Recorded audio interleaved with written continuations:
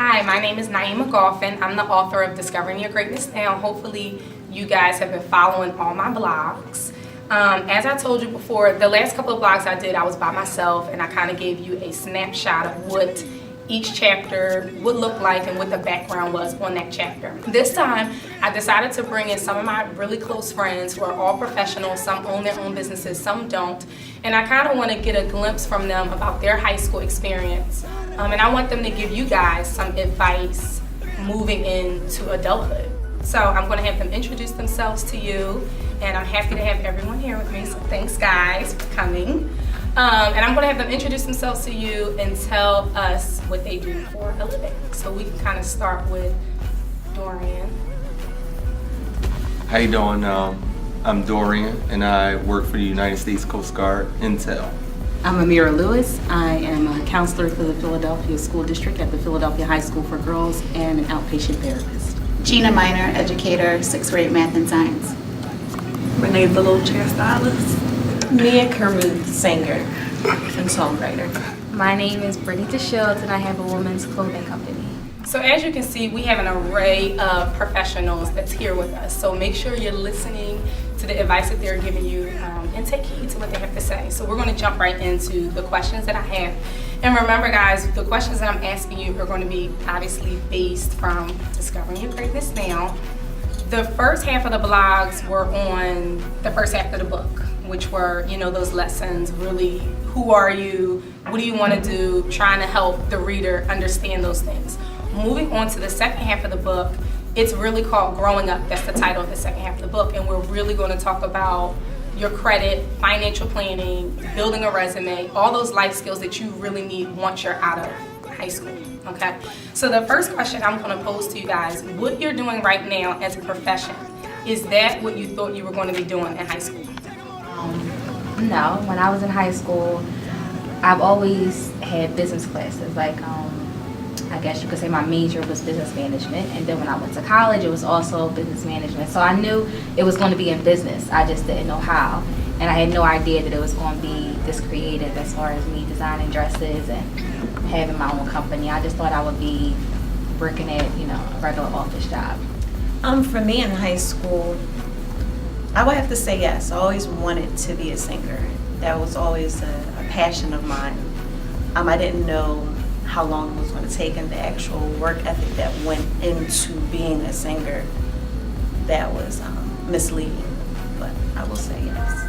I am absolutely not doing what I wanted to do. When I was in high school, I always wanted to be a cosmetologist. I was enrolled in cosmetology school up until it was time for me to finish. My parents were pretty much against me being a hairdresser and forced me to go to college immediately. So I come from a family of educators and principals. The aunts working on their superintendency, and they were like, no, you're going to be a teacher and this is what you need to do. And so I kind of just got sucked into the education pool, and I've been here for the last 11 years trying to get out of it. What advice can we give to young people who are really passionate about what it is that they want to do, but their parents are completely against it? And I'm not talking about somebody who wants to like move to Atlanta and be a stripper. I'm talking about those kids who maybe they come from a long line of educators, but they want to be a lawyer. How do we encourage them to stick with their dream without being defiant? How can we encourage that? I would say just continue to be assertive in terms of your dreams, in terms of your focus, but also not being defiant, like you say, but just passionate and assertive in a way that is showing your parents or showing your guardians or showing whoever is raising you, like, this is something I want to do, and this is helping me become this type of person, and really kind of like rolling it out and just not being passive about it. I say if you know that's what you want to do, you know it's what you want to do. It's not your parents' life, it's your life.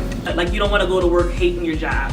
I have so many of my friends hate their jobs, and I'm just like, I can't even relate because I love what I do.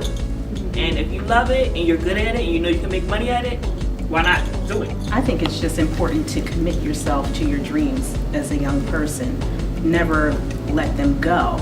But also in your approach or in moving forward, you know, in your journey towards greatness, you have to be realistic and understanding where your supports come from. But having the idea of, you know, your dream never dying and just holding it near and dear to you, all time until you are able to kind of bring it to fruition. I think that's the most important.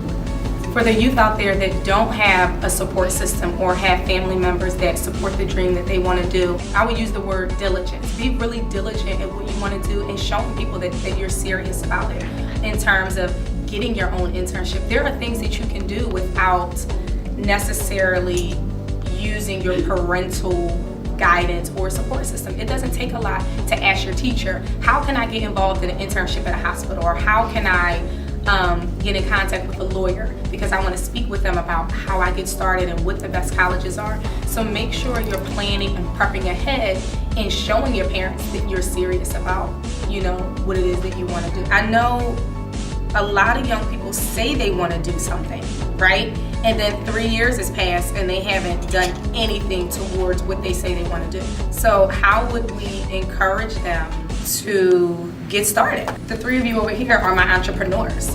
What did it take for you guys to get your business started? You have to put yourself in the right position. Like you said, find people that are in their field. Like how I started off was one of my mom's good friends was a hairstylist. So I started, when I was young, I started working at her salon.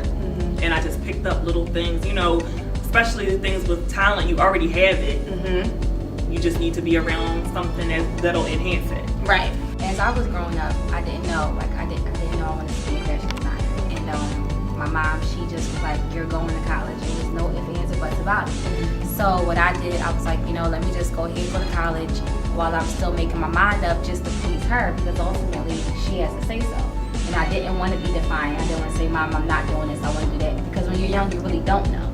So I think it's good to keep following your parents' advice and just go through life and try to figure it out.